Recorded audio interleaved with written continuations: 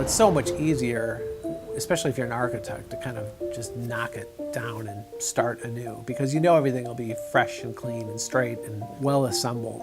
Without historic preservation, just imagine our world as a clean slate every day you woke up, right? With no connection to what happened at any particular place in any particular time.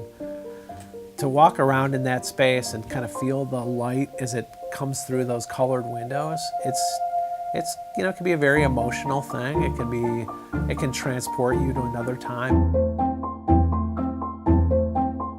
So historic preservation, it's a multifaceted field of study and practice in order to save our cultural heritage. You can get like a center line of that to the center line of that to the edge of that.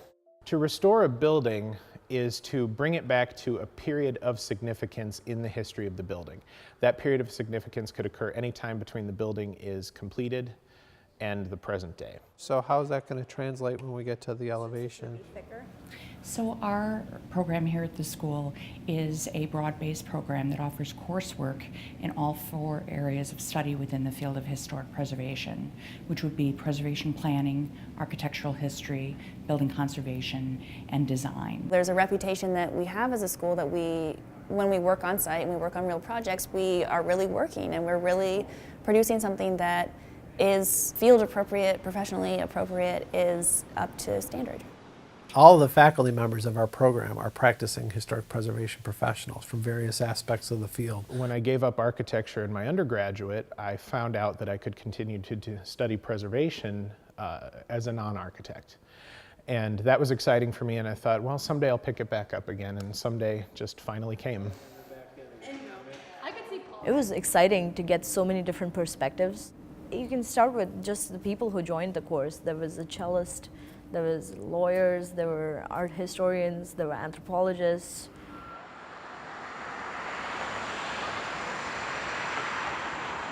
Chicago's sort of a perfect place for a program like this because it's like a living lab of architecture. It's like an outdoor museum of architecture. When we teach architectural history courses, we walk out the door and look at these landmark structures. We walk through them, we experience the lobbies.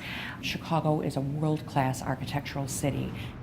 I got the chance to come to Chicago and see these buildings that I have been studying for 5 years up front and touch and feel these buildings, and suddenly they were right in front of me. When you're studying it, you're immersed in it. You live and breathe mortar and brick and stone dressing types. But if you talk to your neighbors or your friends or someone on the train, everyone wants to talk about the city's architecture. There's something we all have in common. All of us who are interested in historic architecture. We're just intrigued by the history that took place in these buildings. We admire the craftsmanship that it took to create these buildings, and we share this passion, this love of historic architecture and historic communities.